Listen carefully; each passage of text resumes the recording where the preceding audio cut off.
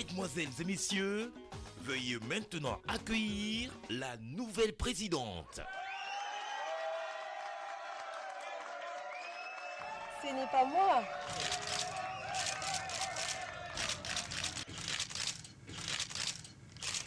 C'est elle.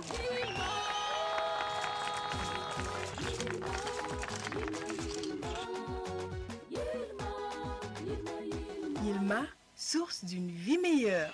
Véritable source de vitalité, Yilma est une eau minérale naturelle et pure, soigneusement extraite des profondeurs des nappes aquifères saines et naturelles protégées de Koubri. Yilma est traitée rigoureusement en respect des normes internationales d'hygiène et de sécurité dans nos laboratoires ultra performants pour vous garantir une eau minérale de qualité irréprochable. Yilma est disponible en format de 1,5 litres, 0,5 litres et 0,24 litres dans toutes les boutiques.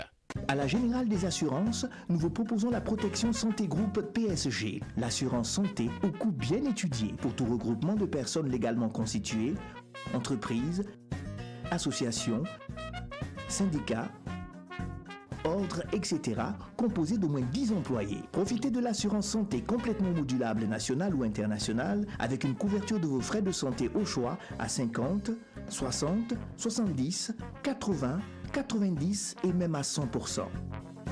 Hospitalisation, soins dentaires, soins optiques et encore plus. Pour tout type d'assurance, appelez-nous au 25 31 77 75 ou rendez-vous dans une de nos agences. Au groupe GA, on vous croit, on vous suit. Toxico-entérique aiguë, très contagieuse et épidémique, le choléra est une maladie hydrique liée au péril fécal. Il se contracte par ingestion d'eau ou d'aliments contaminés par des selles virulentes et se manifeste seulement par la diarrhée. Elle est due à une bactérie, le Vibrio cholérique. En l'absence de traitement, le choléra peut entraîner la mort en quelques heures, notamment chez les enfants. L'Afrique est actuellement la principale victime de la 7e pandémie connue de choléra. En témoigne l'épidémie actuelle de choléra en RDC. L'Organisation mondiale de la santé estime que le choléra affecterait annuellement plusieurs millions de personnes et, faute d'accès aux soins, entraînerait environ 100 000 décès annuels en dépit d'un traitement efficace et facilement administrable. Vous l'avez compris, chers téléspectateurs, aujourd'hui, Santé Max se penche sur la question du choléra. Et pour en parler, je reçois pour vous Dr Brice Wilfried Bikaba, médecin de santé publique, directeur de la protection de la santé de la population. Dr Sankakdia Rigobert Chombiano, médecin spécialiste des maladies infectieuses. Bonsoir, monsieur, et bienvenue sur ce plateau. Merci. Bonsoir, chers téléspectateurs. Suivez votre émission et appelez au 25 40 79 03. Docteur Bikaba, voulez-vous compléter la définition que je viens de donner du choléra? Merci bien, Maïmouna Dao, pour l'occasion que vous nous offrez de parler aujourd'hui d'un sujet qui est d'importance en santé publique. Il s'agit donc du choléra. Et comme nous sommes en train de rentrer en saison hivernale et que la météo a annoncé, en tout cas, des pluies abondantes, je pense que c'est un sujet qui est d'importance, car cela permettra d'éclairer l'opinion publique. Donc, c'est une maladie qui pourrait donc entraîner des épidémies.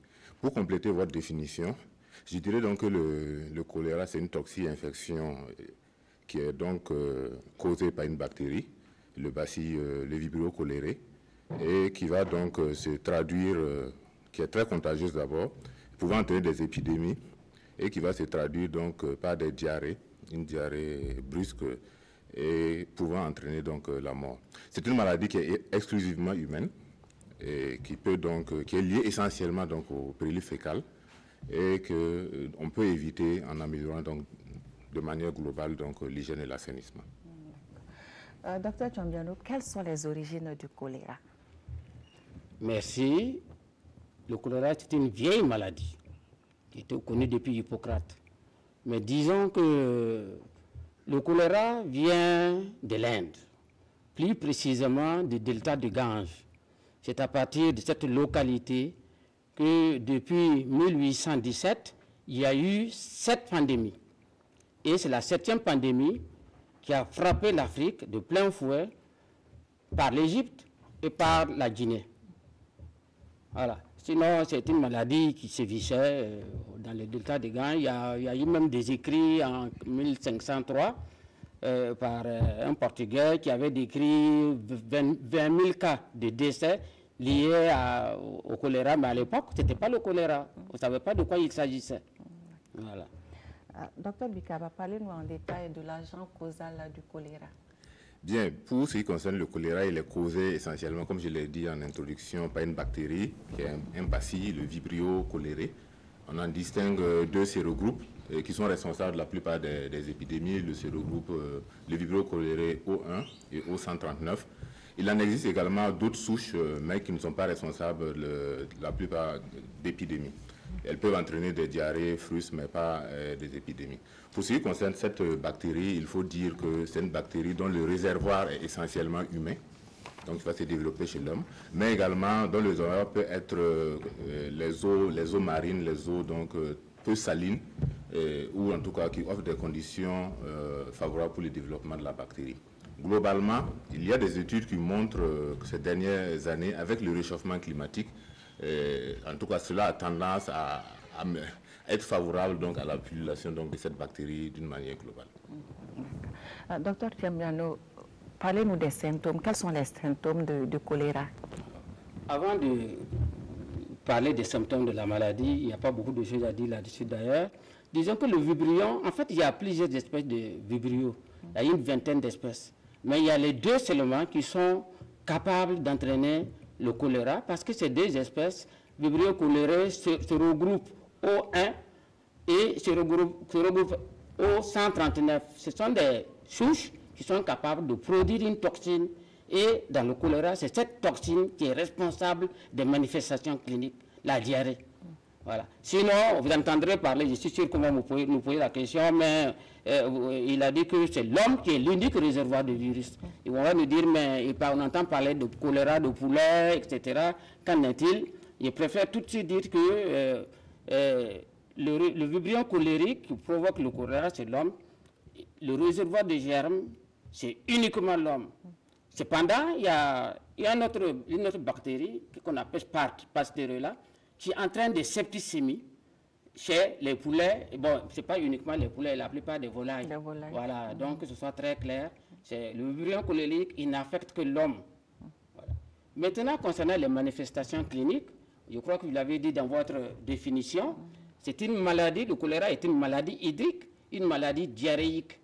Et comme je vous l'ai dit, les souches qui sont capables d'entraîner le choléra produisent une toxine, et c'est cette toxine-là qui, au niveau du type digestif, va entraîner une vidange en fait d'électrolytes, particulièrement le sodium, le chlore et le bicarbonate, suivi d'eau.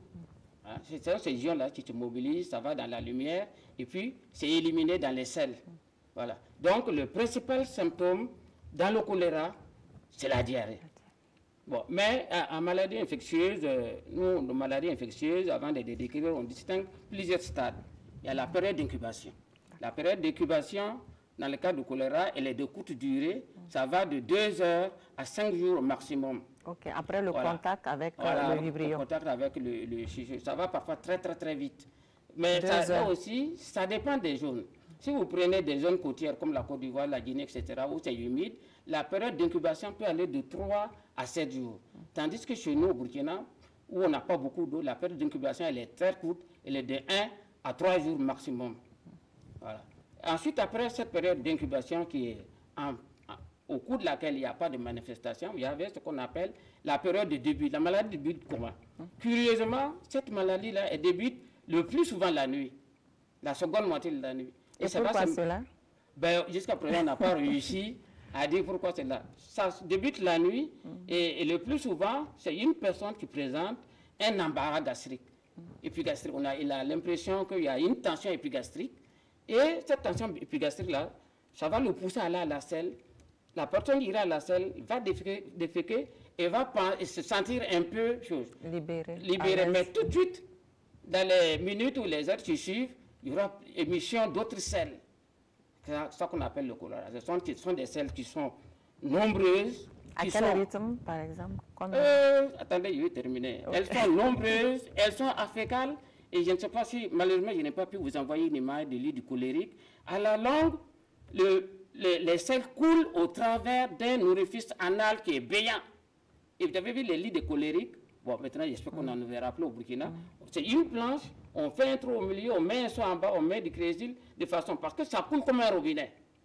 Voilà. Sinon, au début, si la prise en charge n'est pas rapide, en dehors de la diarrhée qui est le principal symptôme, vous pouvez avoir des vomissements. Mais j'avoue que ces dernières années au Burkina Faso, la plupart des cas de choléra qu'on a eu, les gens ne vomissaient plus quand ils venaient à l'hôpital. Donc ça a beaucoup changé.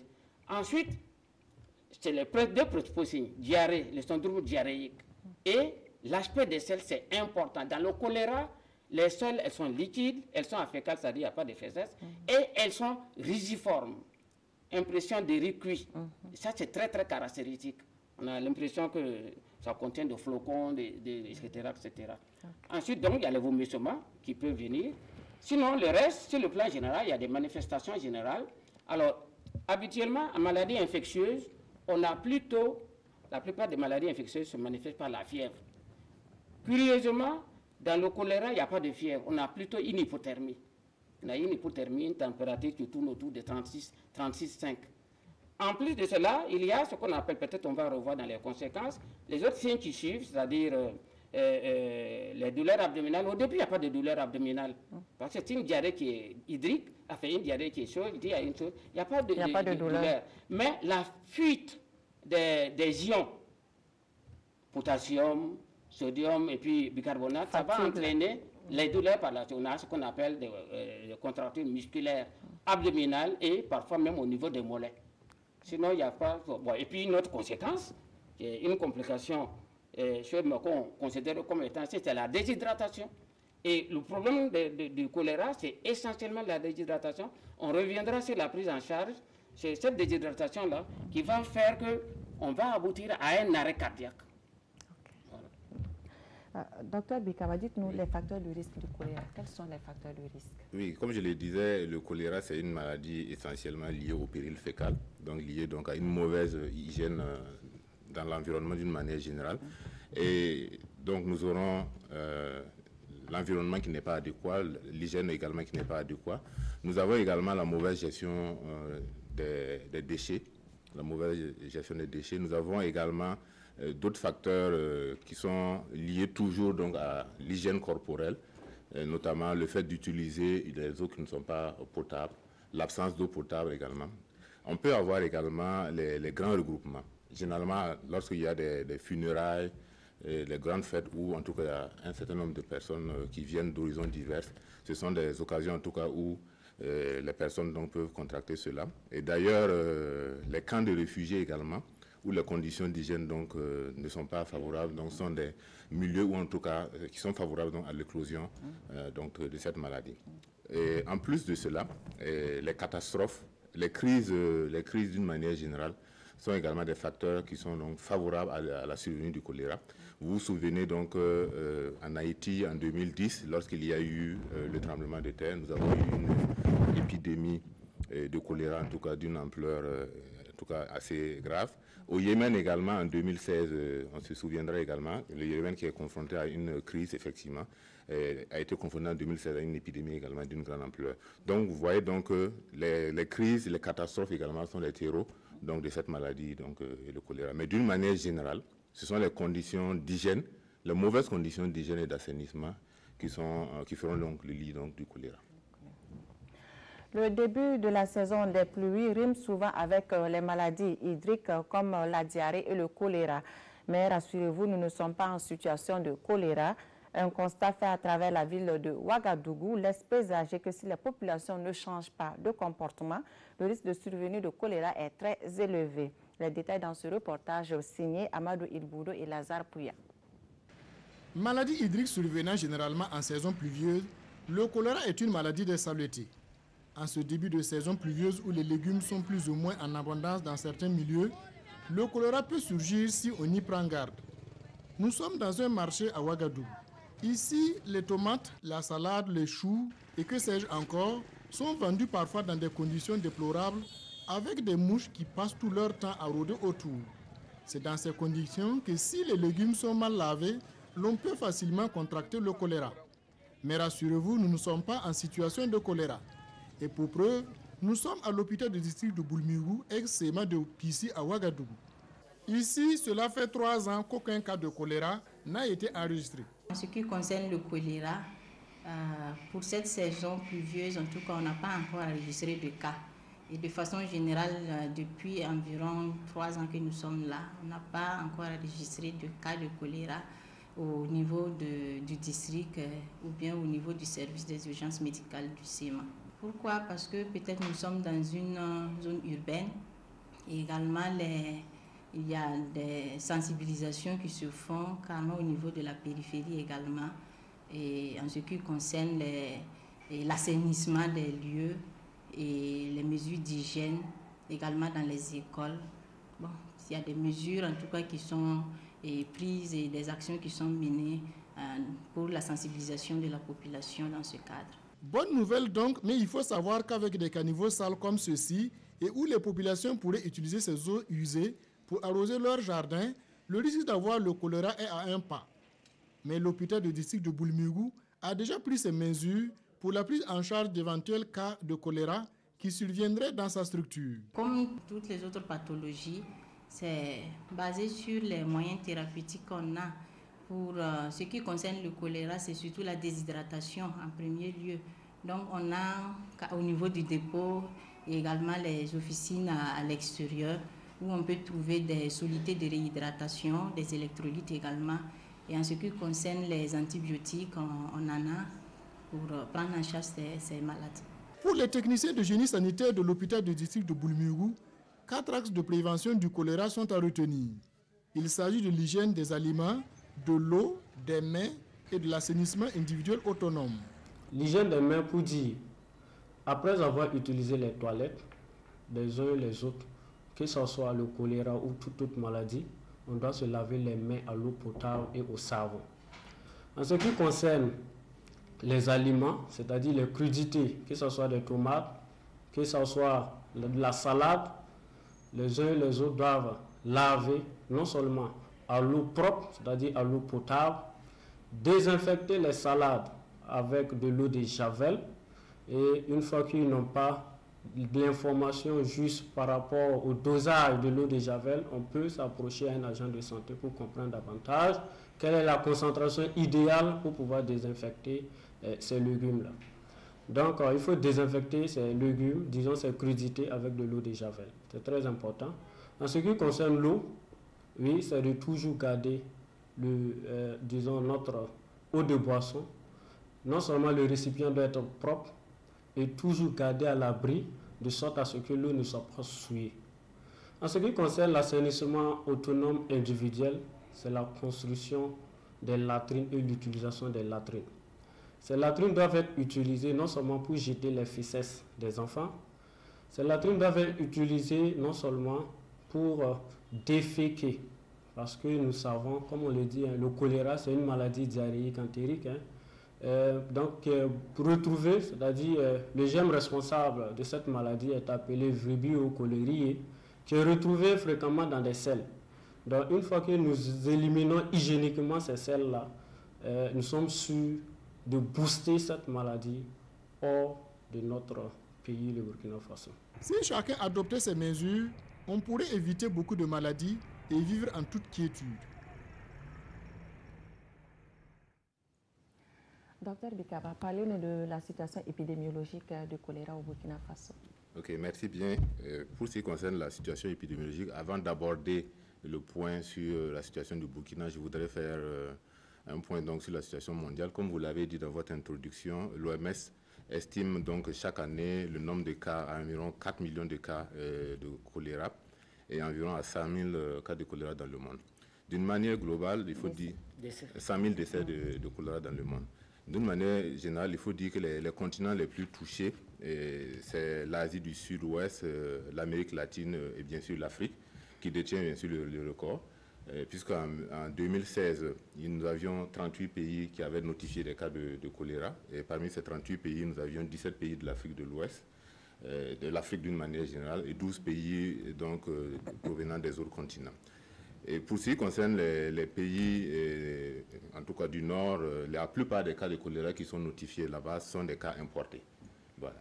Bon, pour revenir donc à la situation épidémiologique, je vais me référer donc à quelques cas qui sont anecdotiques.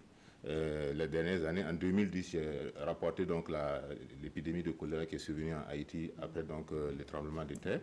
En 2016, nous avons eu l'épidémie qui a eu lieu donc au Yémen avec près de 500 000 cas. Et récemment, bien sûr, au Nigeria, au Bénin, en République démocratique du Congo, au Kenya. Pour ce qui concerne le cas spécifique de notre pays, nous avons connu également des épidémies de choléra. Fort heureusement, en tout cas, ces épidémies ont tendance donc à s'espacer et à être réduites. Sinon, en 1995 et en 1996, nous avons connu donc des épidémies. En 1998 et 1999, nous avons connu d'autres épidémies. En 2005, en 2011 et en 2012. Ce qu'il faut dire, c'est que les épidémies les plus grandes en termes d'ampleur sont celles de 1998 et 2005. Et en 2005, l'épidémie avait concerné 6 régions de notre pays, dont l'épicentre se trouvait dans la région du centre. Pour l'épidémie de 2012, c'était surtout la région du Sahel qui avait été touchée, frappée. Et les investigations avaient permis de noter en son temps que les premiers cas provenaient donc d'un pays voisin, notamment d'un site d'exploitation artisanale donc de l'or. Donc cela montre encore bien sûr que les facteurs qui sont les plus en faveur de l'éclosion de cette maladie-là sont les facteurs liés donc à l'hygiène et à l'assainissement, puisqu'on sait bien sûr que dans les sites artisanaux d'exploitation de l'or, ces conditions donc ne sont pas assemblées. Encore appelée maladie des mains sales, le choléra est une maladie infectieuse à tendance épidémique. À la date d'aujourd'hui, la ville de Bobo-Dioulasso n'a enregistré aucun cas de maladie. Cependant, les populations doivent observer des règles d'hygiène et avoir un cadre de vie sain afin d'éviter le choléra. Biloudou Bazongo, Mireille Carole Tougma. Des dépotoirs d'ordures qui côtoient des habitations. C'est le constat dans certains quartiers de la ville de Bobo-Dioulasso. Pourtant, à cette période de pluie, la menace de maladies telles le choléra est bien présente. Le choléra, c'est une maladie qui se manifeste par la diarrhée. Une diarrhée qui peut être banale, mais qui est particulière par l'intensité de l'émission des selles. Et ce sont des selles liquidiennes, afécales, c'est-à-dire qu'il n'y a pas de sel. C'est totalement de l'eau et le malade peut perdre 10 à 15 litres d'eau en 24 heures. Ça a évolué sur le mode épidémique et ça fait très longtemps qu'il n'y a pas eu d'épidémie de choléra au Burkina Faso, dans Bobo-Dioulasso. Et pour qu'il n'y ait pas d'épidémie, c'est la préparation, c'est la prévention qui permet d'éviter la survenue du cas.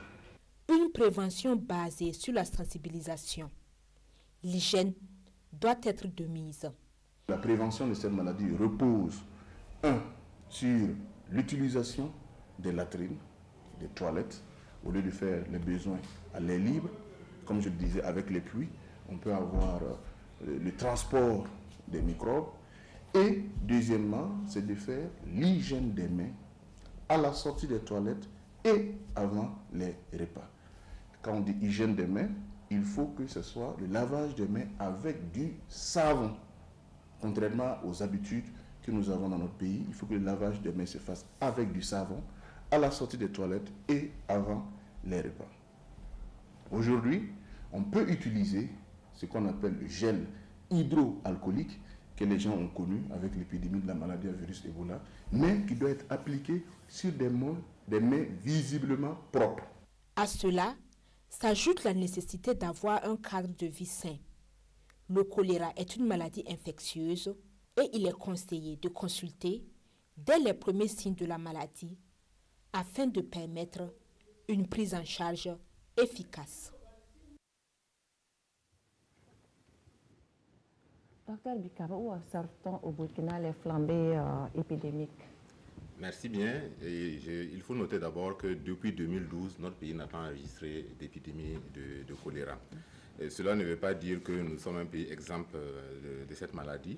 Et toutes les régions sont à risque de faire le choléra. Ce qui est le plus important à retenir, ce sont les facteurs de risque. que nous avons développés tout à l'heure, qui sont liés donc à l'hygiène et à l'assainissement. Lorsque ces facteurs donc sont rassemblés, cela peut être le nid donc de l'éclosion d'une épidémie.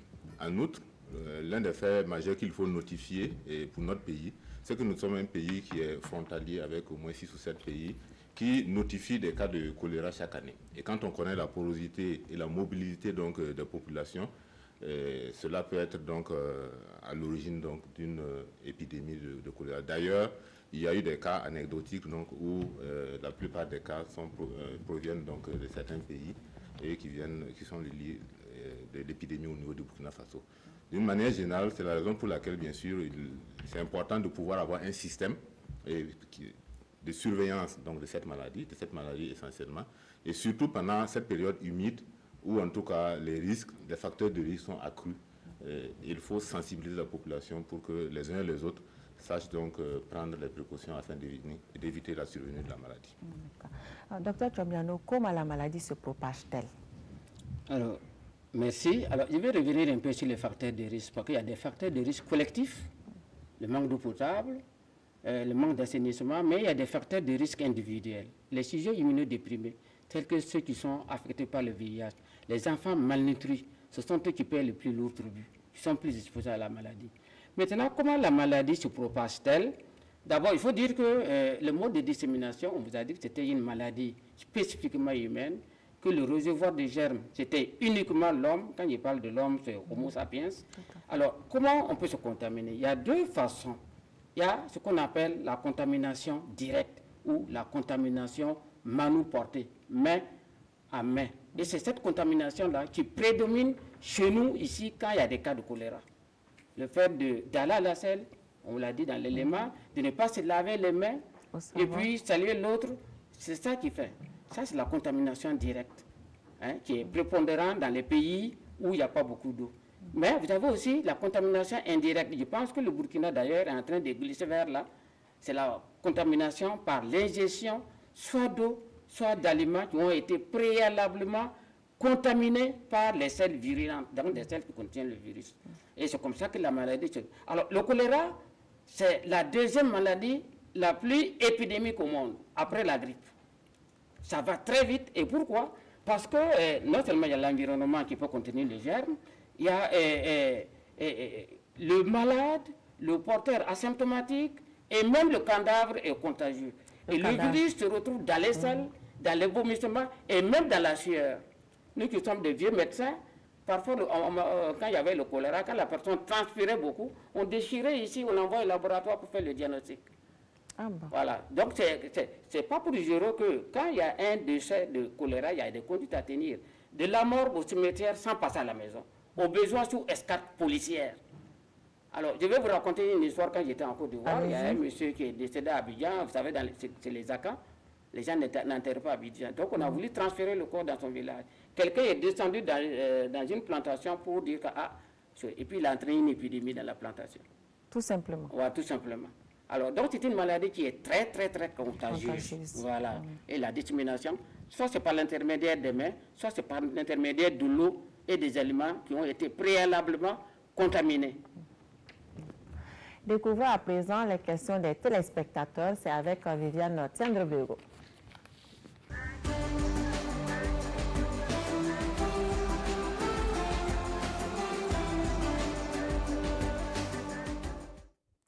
Merci. Alizeta Sawadogo, Suisse Santé Mara Tampuy, c'est à Ouagadougou.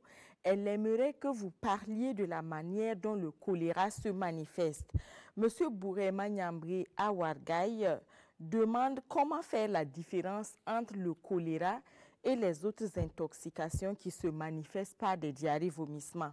Il donne l'exemple des pesticides que beaucoup de paysans utilisent dans les champs, pesticides auxquels certains sont allergiques, ce qui donne des diarrhées-vomissements en cas d'ingestion.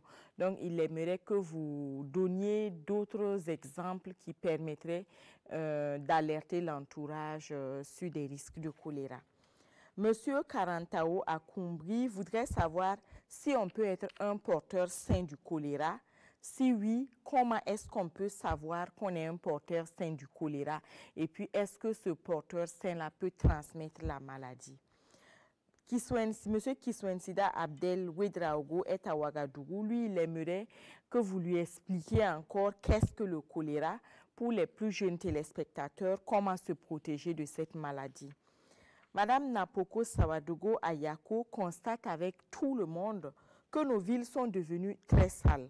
Son inquiétude avec la saison des pluies, c'est est-ce qu'il y a réellement un danger que l'épidémie de choléra surgisse au Burkina Faso? Son autre question, c'est quel produit utiliser pour laver la salade?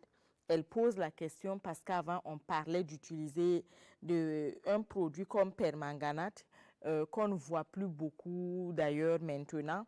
Et actuellement, on dit l'eau de Javel, il y a d'autres pastilles qu'on vend dans les alimentations, sur lesquelles c'est écrit pour salade et fruits. Finalement, quelle est l'attitude à avoir? Est-ce qu'on peut consommer des produits crus et frais sans les laver ou comment les laver? C'est tout pour la première partie des questions des téléspectateurs. Merci Viviane Rebio.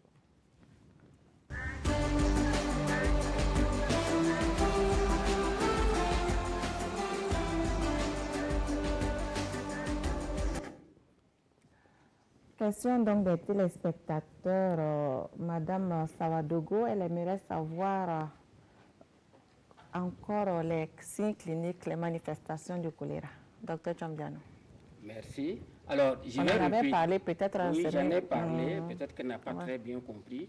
Je disais que le choléra, c'est une maladie diarrhéique. Le principal symptôme, c'est la diarrhée. C'est la diarrhée, laquelle diarrhée peut s'accompagner parfois de vomissements. Alors, diarrhée et vomissement, ça va entraîner une perte d'eau et d'électrolytes. Et à la suite, il y aura des conséquences. La déshydratation. Et la déshydratation avec collapsus cardiovasculaire. Bon, c'est des termes peut-être un peu sûrs. C'est mieux si vous pouvez parler en français facile. Les vaisseaux, le cœur seront atteints et c'est ça qui entraîne le décès. Ça entraîne le décès. Quand on ne va pas très vite, la prise en charge n'est pas très rapide, c'est la réhydratation. On va revenir dans le traitement pour mieux préciser ça. Donc c'est essentiellement ça, les signes, diarrhée, vomissement. Et plus, alors je disais que bon, je crois qu'il y a quelqu'un qui a... Oui, c'est là-dessus, quelqu'un d'autre, M. Niambré.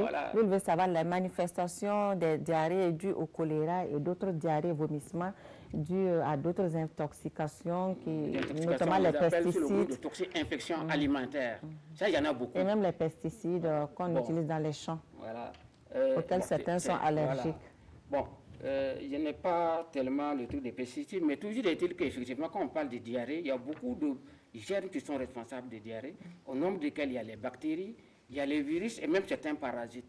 Mais justement, si j'ai insisté sur le fait que dans le choléra, la diarrhée est une diarrhée liquide, et sans sel, c'est uniquement de l'eau. Je crois que mon collègue de Bobo a insisté beaucoup là-dessus. C'est de l'eau uniquement. La personne personnelle, en dehors des premières selles où il y a des fesses, c'est de l'eau uniquement de l'eau. Donc, et j'ai insisté sur le caractère rigidiforme, aspect des riz cuits. Même les vomissements ont un aspect. C'est comme ça que nous faisons le diagnostic. Ensuite, il y a un signe qui est important, j'ai parlé de l'hypothermie. Beaucoup de toxines-infections alimentaires s'accompagnent plutôt de fièvre.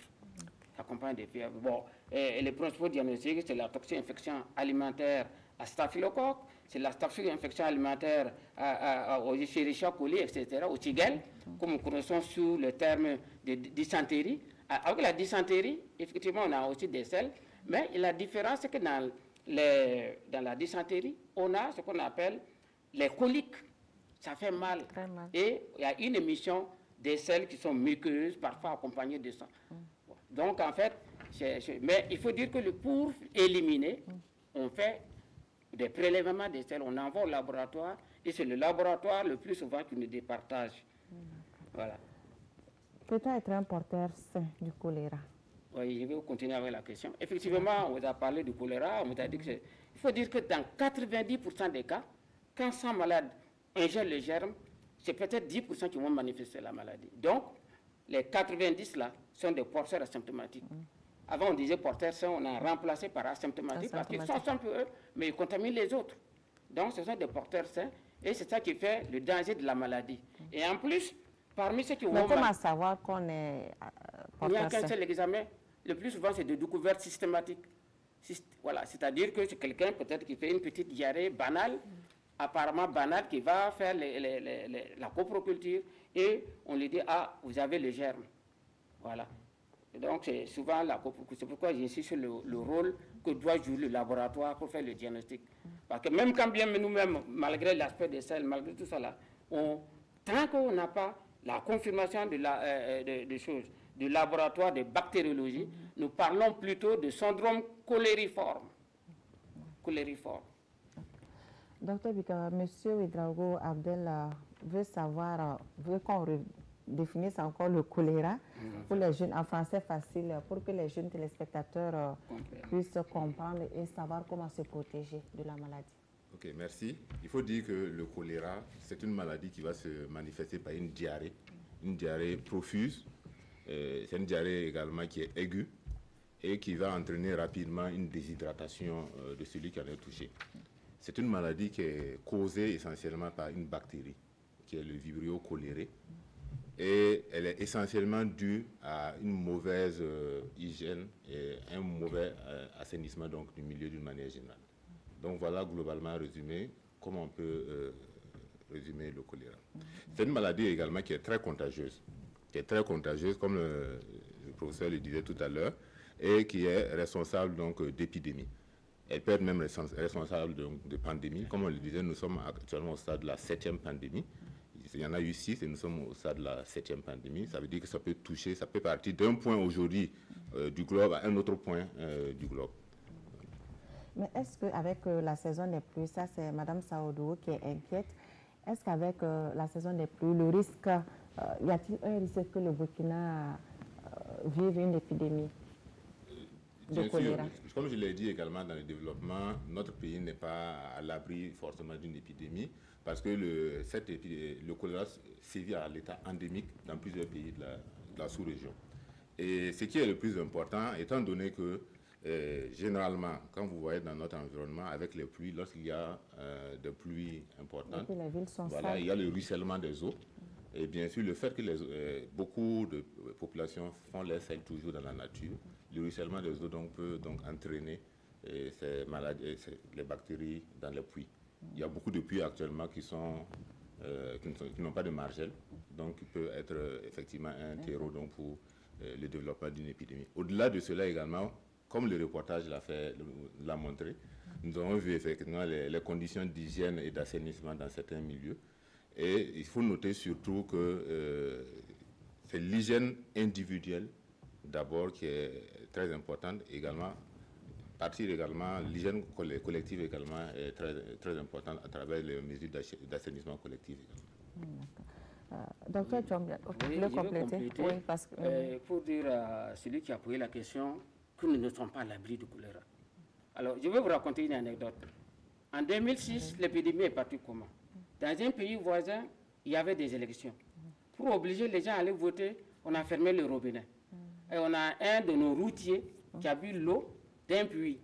Et il s'est retrouvé on a fermé le robinet, comment ça? Il n'y a pas d'eau courante. On ferme pour obliger les gens à aller voter les jours des élections.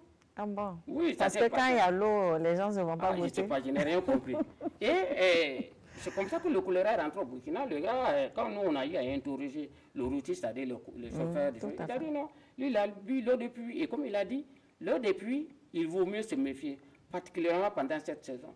Parce que très souvent, c'est quoi? Les puits sont même à proximité des latrines traditionnelles. Et s'il n'y a pas suffisamment de chlore dedans, parce que le Vibrio, c'est un germe qui est allotolérante et qui pousse quand le pH est au-delà de 7. Sinon, si vous avez un pH acide au niveau de l'eau, c'est très rare que ça passe. Mais quand vous êtes défaillant en acide chlorhydrique, facilement, vous l'avalez et vous faites la maladie. C'est pourquoi dans une famille, vous pouvez avoir des gens qui font le choléra et d'autres ne le font pas. Voilà, c'est dû à ces trucs-là. Donc, on n'est pas à l'abri. Je crois qu'il faut être extrêmement prudent. Et nous sommes, en fait, je peux dire que notre pays, c'est un pays, même si nous n'avons pas d'eau, on est dans une zone où le choléra se vit sur un mode endémo-épidémique. C'est-à-dire qu'il vit en permanence et il y a des poussées épidémiques. Voilà. Donc, on va revenir sur les mesures d'hygiène. Okay. D'accord, en attendant, on va répondre entièrement à la question de Mme Sawadogo. Qu'est-ce qu'on doit utiliser pour laver nos salades, nos fruits et légumes? Javel ou permanganate? Oui, c'est une très bonne question. Même si on ne l'avait pas posée, j'allais l'aborder. En réalité, je crois que la question a été abordée par l'hygiéniste. C'est très clair, effectivement. Moi-même, je sais qu'au début, ma femme préparait salade avec l'eau de permanganate. Et quand finalement, on s'est rendu compte qu'en fait, ce n'est pas un bon antiseptique. Mieux vaut utiliser d'eau de javel. Effectivement, il y a des pastilles d'eau de javel commercialisées, c'est marqué là-dessus, salade. Il suffit de suivre scrupuleusement ce que le fabricant a dit de faire. C'est-à-dire, on va vous dire de prendre un comprimé dans tant de litres d'eau, 2000 litres, etc. Si vous respectez ça, ça va désinfecter. Parce que l'eau de javel désinfecte la salade, chatue le virus des hépatites, chatue le virus du sida en 10 minutes. Et les fruits? Les fruits, il faut les laver proprement, de préférence avec du savon. Voilà, avec du savon. Ok, nous allons parler maintenant du diagnostic. Voilà. Comment établir le diagnostic du choléra? Alors, le diagnostic du choléra, il y a ce qu'on appelle, nous, on le fait en 3 étapes. Il y a ce qu'on appelle les arguments anamnestiques, c'est-à-dire les antécédents. Parce que quand on reçoit quelqu'un qui fait la diarrhée, nous prenons le temps de lui demander, mais vous avez consommé quoi la veille? Qu'est-ce que vous avez consommé?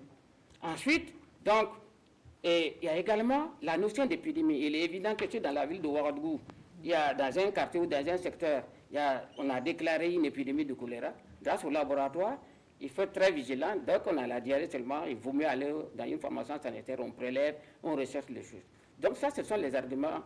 Il y a également, on pose la question de savoir est-ce que vous avez été vacciné ou non. Évidemment, si vous avez été vacciné, on va revenir sur les vaccins.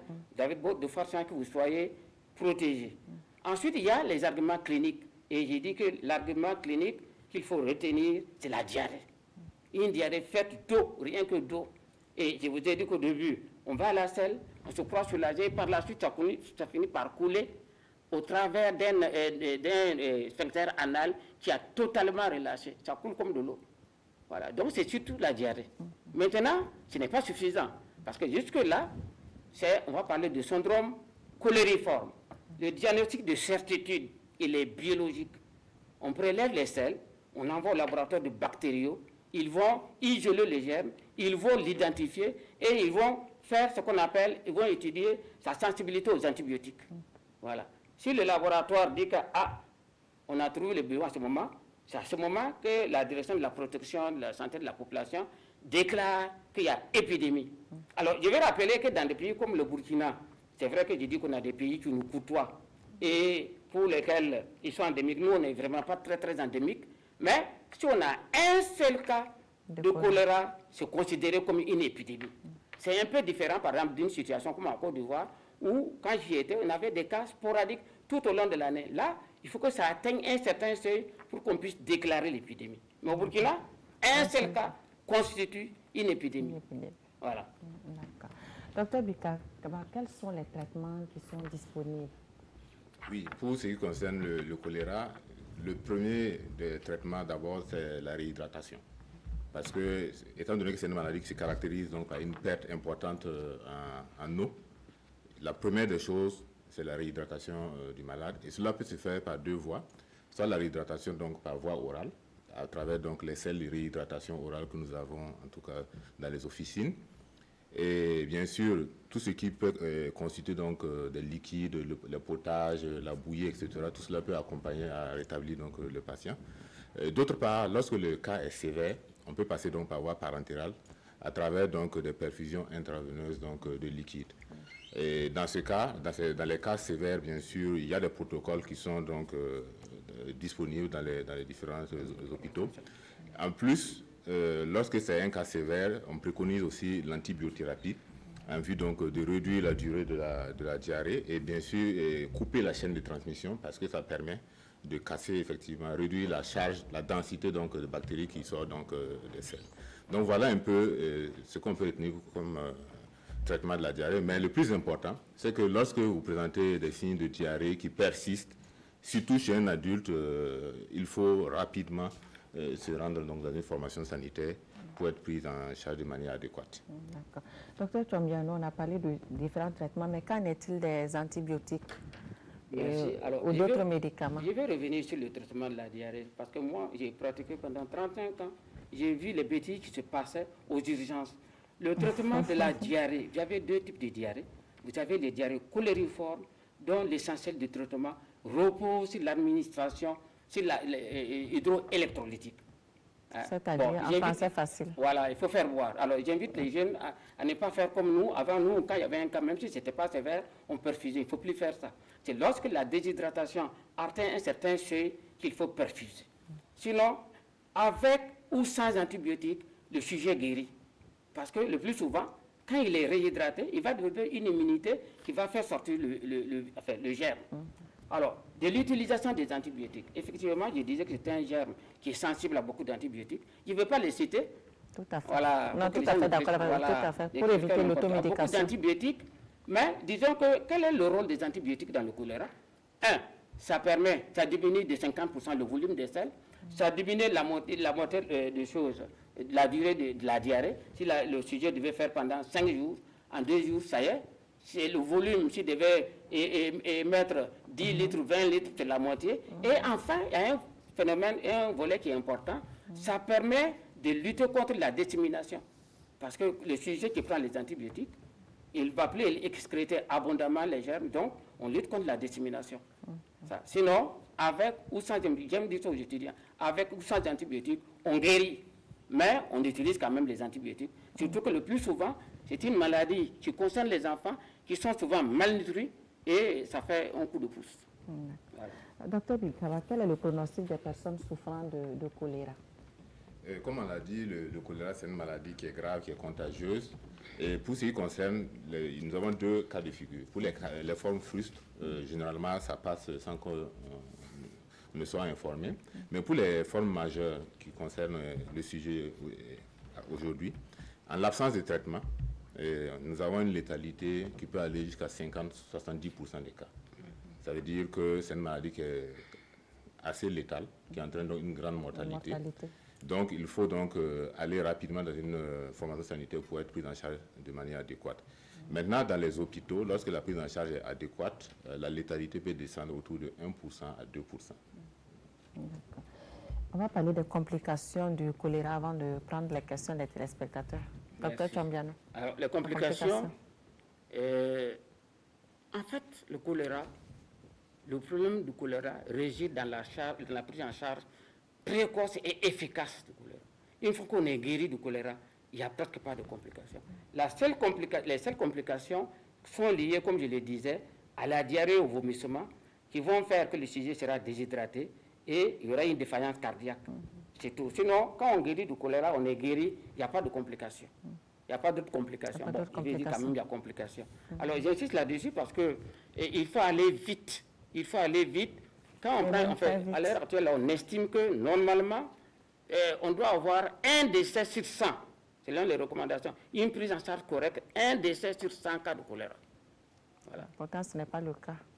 Bon, je pense qu'au Burkina, on n'avait pas atteint 1%, mais il y a très peu de gens mouraient de choléra. Voilà. Les quelques cas que j'ai vus qui sont morts, je me rappelle un instituteur qui était au 1200 logements, qui avait eu le choléra, qui s'est enfermé dans sa chambre. Le lendemain, les gens l'ont retrouvé mort. Donc, on n'a pas eu d'assistance. C'est le seul cas que nous on avait enregistré à l'époque à Yalgado, pendant l'épidémie de 2006. Pour ce qui concerne la létalité, en 1998, la létalité était autour de 5%, ce qui montre qu'il y avait toujours des choses à améliorer. En 2005 également, on était autour de 1,7%, ce qui avait beaucoup amélioré. En 2012 également, la mortalité devait tourner autour de 2 à 3%. Donc il y a des choses à améliorer et cela est dû réellement au fait que parfois la prise en charge se fait de manière tardive. C'est-à-dire le patient vient de manière tardive au niveau des formations sanitaires, ce qui a tendance donc à aggraver donc le pronostic. Le dernier lot de questions des téléspectateurs, c'est toujours avec Viviane Tiendrebego.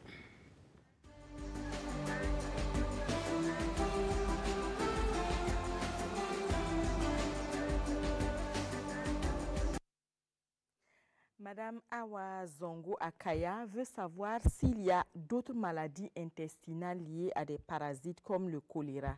Si oui, lesquelles? Elle constate qu'avec la saison des pluies, il y a beaucoup d'enfants qui se baignent dans les mares. Est-ce que cela les expose au choléra s'il y a épidémie? Monsieur Bourema Bonkongu est dans le département de IPLC. Sa question c'est: est-ce que les enfants de 0 à 5 ans et les adultes ont les mêmes signes de déshydratation? Et est-ce que le choléra se manifeste de la même manière chez les nourrissons et les enfants que chez les adultes? Madame Natoutoé veut qu'on parle des vecteurs du choléra. Elle aimerait savoir si les mouches peuvent transmettre la maladie et comment lutter contre ces mouches-là, surtout les plus grosses qui sont vertes et bleues. Est-ce que bien balayer sa maison, boire de l'eau propre, est-ce que cela suffit pour se mettre à l'abri du choléra? Monsieur Alidou Kompaoré est à Ouarghaï, il s'adresse à l'infectiologue. Est-ce qu'il y a une différence entre une diarrhée sanguinolente et la dysenterie? Et il se demande s'il faut établir une relation entre le choléra et ces maladies-là. Et monsieur Aruna Traoré voudrait, sur la même lancée, que vous parliez de la différence entre le choléra, la dysenterie et la diarrhée. Il propose également que l'émission soit traduite dans les langues nationales pour permettre à la grande majorité de comprendre. Mademoiselle Bakouan voudrait que vous reveniez sur les précautions à prendre pour éviter le choléra et en donnant des conseils essentiels. Qu'est-ce qu'il faut faire pour le téléspectateur qui nous suit? Qu'est-ce qu'il faut faire pour éviter une éventuelle contamination par le choléra? C'est tout pour les questions des téléspectateurs de ce jour. Merci Viviane Tiendre-Béraud.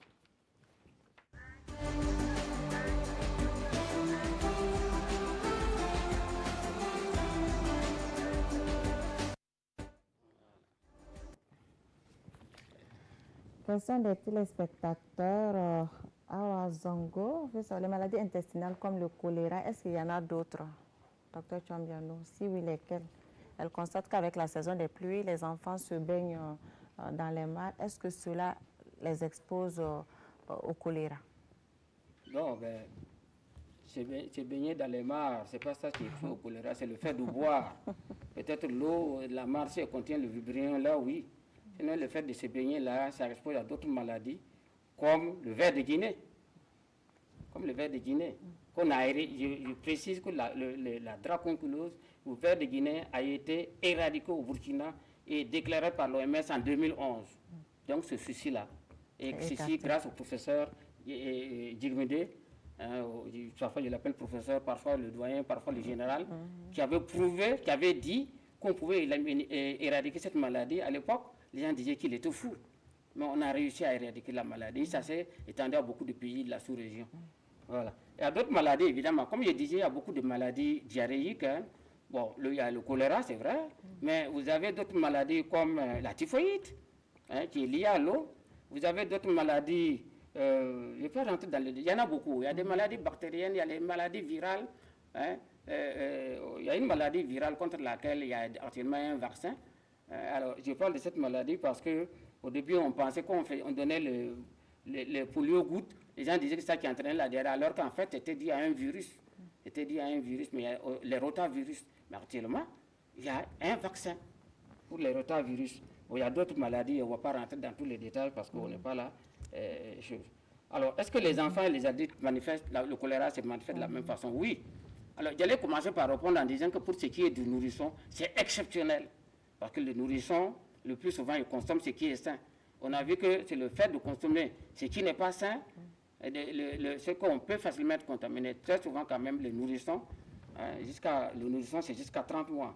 Je parle sur le contrôle des pédiatres. Leur alimentation est saine et ils sont très peu exposés. Bon, si elles ont une maman qui est négligente, l'enfant peut effectivement faire chose. Mais c'est tout la diarrhée. Ensuite, et puis, il y a les vecteurs, quand on parle des vecteurs de choléra, donc, et puis elle aimerait savoir si les mouches peuvent transmettre la maladie. Oui, mais je pense que mon ami Bikaba a insisté là-dessus. Parce que quand bien même vous prenez l'eau du robinet, que vous venez vous mettez dans une jarre, il faut couvrir. Il faut bien couvrir, il faut bien laver, il faut bien couvrir. Sinon, les mouches ne sont pas vraiment très incriminées dans le choléra, mais elles peuvent être vectrices du choléra. Voilà. Est-ce que balayer bien sa maison, sa cour suffit de se mettre à l'abri, Dr Bikaba?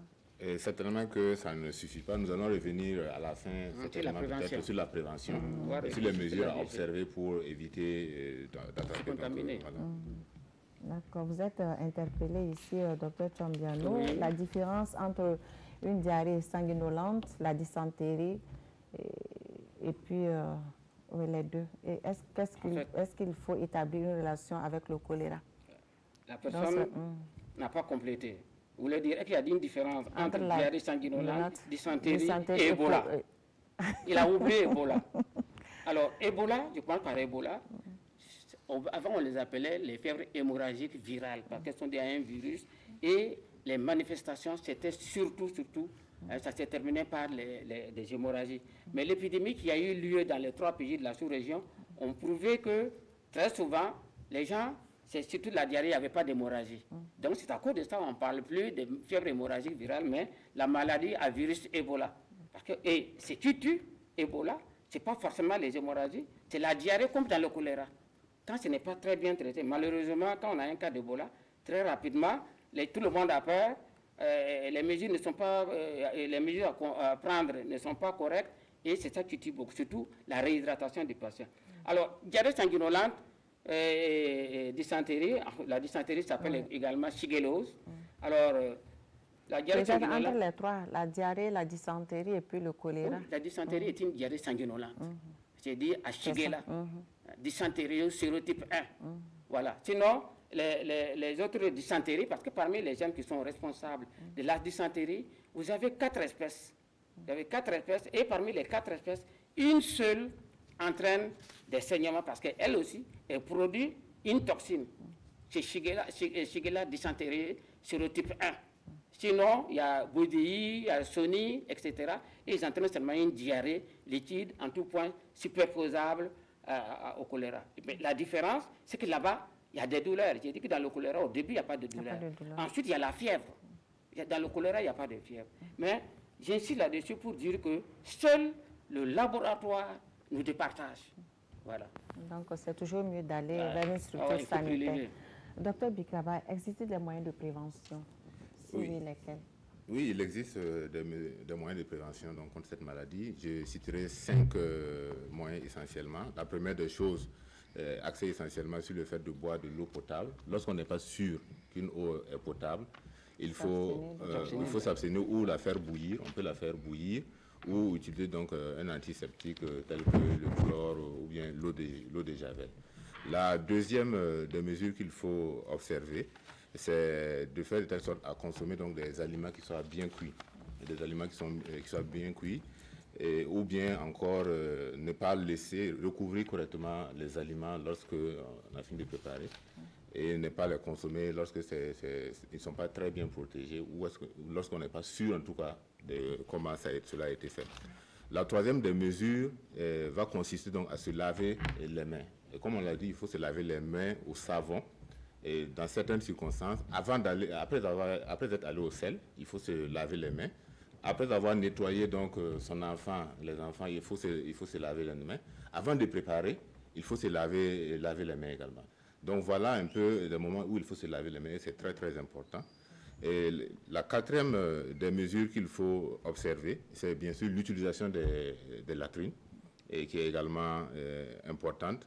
Malheureusement, dans notre contexte, on est confronté au fait que certaines populations n'ont pas encore de latrines. Sinon, ça, c'est une mesure importante qui permet effectivement de lutter contre cette maladie. Et la dernière des mesures, c'est l'hygiène d'une manière générale corporelle, l'hygiène donc du milieu, à travers donc le lavage des instruments, des ustensiles, des lieux où on prépare donc les aliments. Il faut laver ces ustensiles-là, les entretenir, afin d'éviter en tout cas qu'ils ne soient contaminés et qu'il y ait donc la diffusion de la maladie. Docteur Tchombiano, est-ce que la vaccination protège contre le choléra? Alors, je vais revenir sur la mesure que je crois essentielle. Dans la prévention ou la prophylaxie de la maladie du choléra, il y a, comme il a dit, il y a les mesures d'ordre individuel au niveau de l'individu qui portent sur l'hygiène corporelle.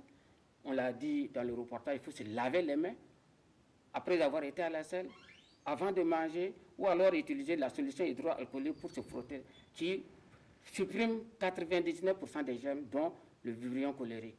Ça, c'est important. Il y a également l'hygiène alimentaire. Donc, il faut boire l'eau saine, il faut consommer sain. Alors, pendant les épidémies, ce qu'il faut éviter, c'est de préparer et conserver les repas. Je sais que même chez moi, c'est comme ça qu'on fait. On prépare à midi, le soir. Vous préparez juste ce qu'il faut pour manger et vous jetez le reste. S'il y a épidémie, voilà. Sinon, en dehors des épidémies, on peut le faire. S'il n'y a pas d'épidémie, on peut le faire. Et il y a l'hygiène vestimentaire. Il faut s'habiller proprement. Parce que si vous avez les mêmes problèmes que vos vêtements sont souillés, également, vous êtes contaminé. Ça, c'est les mesures. Il y a d'autres mesures, on va revenir là-dessus, individuelles, qui est la vaccination. Ensuite, il y a les mesures collectives. Malheureusement, ces mesures collectives-là ne commandent pas uniquement au ministère de la Santé. Il faut assainir le milieu. Vous voyez, quand vous avez fait vos éléments, ce n'est pas pour demain. Il faut assainir le milieu, et ça, c'est très important. Et la distribution gratuite d'eau potable en période épidémique.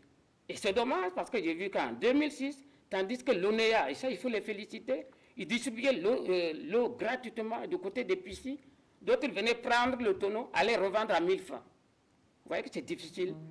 Donc, faut changer la prévention commence d'abord, nous appelons une prévention primaire, c'est-à-dire informer la population, l'éduquer et la sensibiliser. Tant que vous n'allez pas incorporer ça là, ça ne marchera jamais. Il faut changer de comportement. Pour qu'il change de comportement. Hein? On dit communiquer pour un changement continu de comportement. Les CCC que les communicateurs aiment. Voilà. Donc c'est très important. Il faut d'abord commencer par ça. D'abord, il ne faut pas cacher la maladie. S'il y a épidémie, on la déclare. On fait des campagnes de sensibilisation. Il faut que la population adhère. Sinon, tout ce qu'on a dit là, c'est vain. D'accord. Et la vaccination? Maintenant, la vaccination. Effectivement, il y a des vaccins. Et il y a plusieurs types de vaccins. Bon, il va commencer par les vieux vaccins qu'on n'utilise pratiquement plus, qui étaient des vaccins injectables, qu'on appelle les vaccins polysaccharidiques. On ne va pas rentrer dans les détails, qui en réalité protégeaient à peu près 50% des gens vaccinés pendant 2 à 3 mois. Donc, c'est ça qui fait qu'entre-temps, l'OMS a retiré des mesures sanitaires. Sinon, quand nous, on était étudiants, il fallait se vacciner. On s'est rendu compte que c'était une mesure qui était inefficace. On est rassuré, mais on n'est pas protégé. Ensuite, actuellement, il y a surtout des vaccins oraux. Il y a 2 vaccins actuellement qui sont en vogue, qui donnent une bonne protection en fonction du vaccin. Il y a un qu'on appelle le Randocol, qui est un vaccin oral. On mélange avec de l'eau, une solution, et puis on boit. Mais malheureusement, ce vaccin, son problème, c'est qu'il est recommandé par l'OMS dans les pays d'endémie, et surtout, c'est les voyageurs qui se rendent, même pas tous les voyageurs, hein, c'est les voyageurs, par exemple, qui viennent, par exemple, au Burkina, pour nous assister, les partenaires qui viennent pour nous assister pour les épidémies de choléra. Et ce vaccin, il ne peut pas être utilisé sur la femme en grossesse. Il ne peut pas être utilisé sur les sujets immunodéprimés. Il y a un deuxième vaccin, le Sandocol, qui a été fabriqué en Inde, qui est très efficace, qui est 3 fois moins cher que l'autre, mais le problème, c'est sa disponibilité. Ce vaccin, on peut l'utiliser chez la femme enceinte, chez les sujets immunodéprimés, et l'autre vaccin, on ne peut l'utiliser qu'à partir de 2 ans, l'autre, on peut l'utiliser dès que le sujet a 1 an d'âge. Voilà. Bon, mais je ne pense pas que ce soit disponible, hein, parce que selon les recommandations de l'OMS, pour éviter qu'il y ait du gaspillage, mais si jamais il y avait une épidémie, Gavi va nous envoyer le vaccin. Ça, au moins, c'est sûr. Voilà. Et que se passe-t-il? Parce qu'on voit des individus qui refusent d'utiliser les toilettes, qui vont à la selle jusqu'à aujourd'hui dans n'importe quel lieu, mais sauf dans les toilettes, qui refusent carrément. Quel message vous avez pour ces personnes? Oui, pour que ces ce soit personnes, au village ou en ville, on peut les appeler peut-être des réfractaires.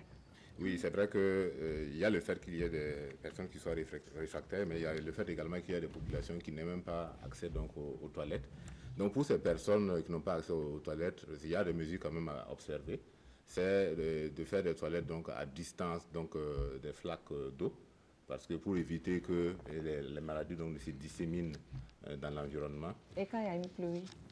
Bien sûr, à distance des flaques d'eau et de recouvrir les selles. Ce n'est pas la mesure idéale parce que il y a des limites quand même pour ces mesures, mais au moins ça permet d'atténuer un temps soit peu en tout cas la dissémination des maladies. D'accord. Nous sommes à la fin de cette émission avant de conclure. Oui, parce que la question, quand je ne l'avais pas très bien compris, maintenant je l'ai bien comprise. Comme je vous ai dit, pour lutter contre les maladies diarrhéiques, il faut qu'on sensibilise nos populations. Il faut que les populations, la communauté adhèrent. Sans ça, moi je suis sorti plusieurs fois investiguer sur la polio.